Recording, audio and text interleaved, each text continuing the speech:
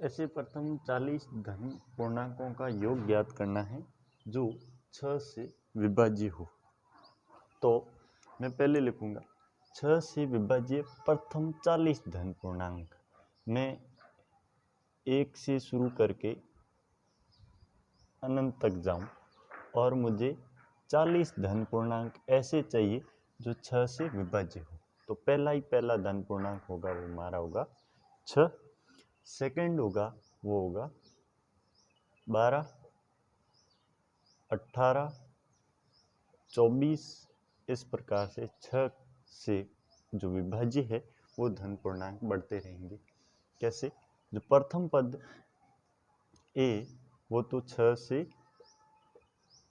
विभाज्य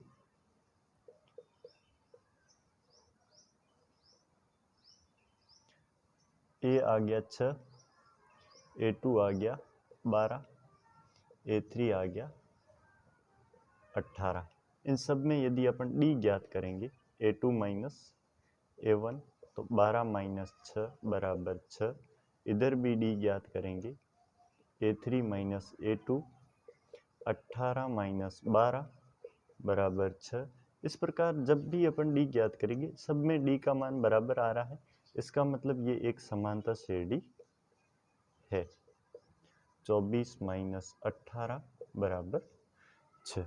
इस श्रेणी में अपने को प्रथम पद प्राप्त है, डी प्राप्त है और 40 धन पूर्णांकों का योग ज्ञात करना है। मतलब पदों की संख्या भी क्या है? 40। तो ए बराबर 6, डी बराबर 6 एंड एन का मान है वो है हमारे पास 40।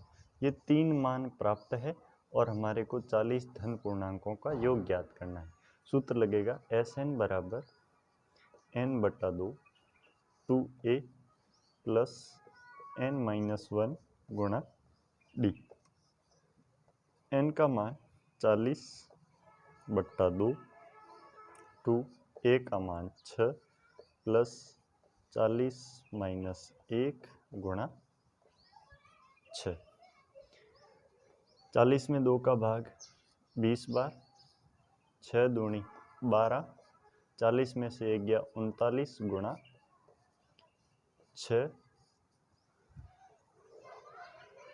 आ जाएगा 20 प्लस 12 प्लस 6 9 में 54, 4 हासिल की 5, 6 3 18, 18 और 5 23। ये 20 6 4 2 246 का 20 से गुणा। तो 6 दूनी 12 का 2 हासिल की 1, 2 चौके 8 और 1 9, 2 दूनी 4 0, 4920। ये हमारे 40 पदों का क्या हो जाएगा? योग हो जाएगा। वो भी किससे विभाज्य है? 6 से विभाज्य है। 8 के प्रथम 15 गुणजों का योग ज्ञात कीजिए। 8 के प्रथम 15 गुणज, 8 का प्रथम गुणज होता है वो 8 खुद, फिर दूसरा गुणज 16, 8 दिए 24, 8 चौके 32। इस प्रकार 8 के गुणज बढ़ते जाएंगे। यहाँ हमारे पास A1 का मान है वो 8 है, A2 का मान है वो 16 है, A3 का मान है वो 24 है। डी ज्ञात करेंगे, यदि डी बराबर है तो समांतर श्रेणी होगी। 16 माइनस 8 बराबर 8। फिर डी ज्ञात करेंगे 24 माइनस 16 बराबर 8।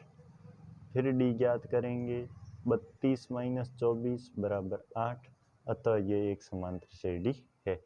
जब समांतर श्रेणी है तो हमारे पास ए का मान है 8, डी का मान है 8 और प्रथम 15 गुणजों का योग ज्ञात करना है। मतलब ये जो 15 है वो हमारे n का मान है। 3 मान प्राप्त हो गए, सूत्र में मान रख लिए जाए, आंसर प्राप्त हो जाएगा 2a प्लस n माइनस 1 गुणा डी। n का मान 15 बट्टे 2, 2a का मान 8 प्लस 15 माइनस 1 गुणा 8, 15 बट्टे 2, 8 दूनी 16, 15 में से 1 गया 14, 14 गुणा 8। 15/2 16 प्लस 112 14 8 112 15/2 6 2 8 2 128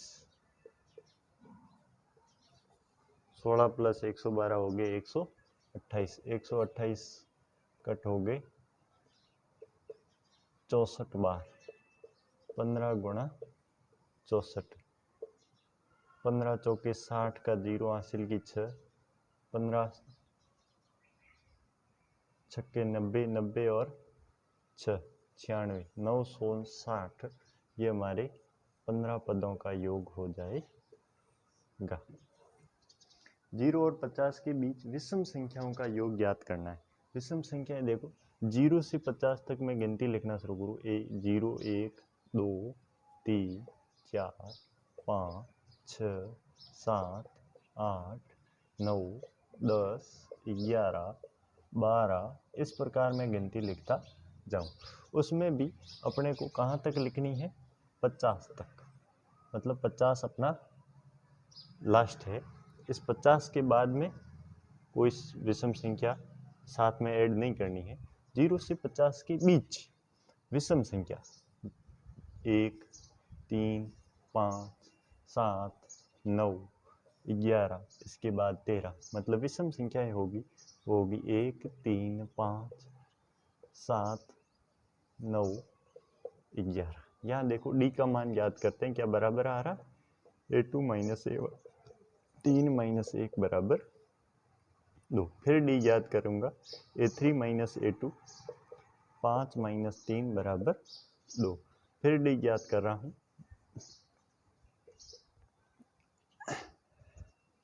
A4 माइनस A3 क्या मान आ रहा है 7 माइनस 5 बराबर 2। मतलब ये समांतर श्रेणी तो है, पर इस समांतर श्रेणी में कितने पद होंगे ऐसे, तो अपना अंतिम पद होगा वो 50 तो क्या है सम संख्या है, 50 सम संख्या है तो 50 से बाद की संख्या तो लेनी नहीं है। 50 से पहले की संख्या जो 49 है ये हमारी क्या है विषम संख्या है।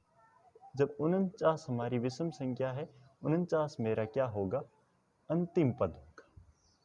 तो मैं लिखूंगा यहाँ पर प्रथम पद प्राप्त हुआ 1, डी का मान सार्वंतर प्राप्त हुआ 2 और क्या प्राप्त हुआ अंतिम पद प्राप्त हुआ। कितना प्राप्त हुआ विषम संख्याओं का अंतिम पद प्राप्त हुआ an बराबर 49।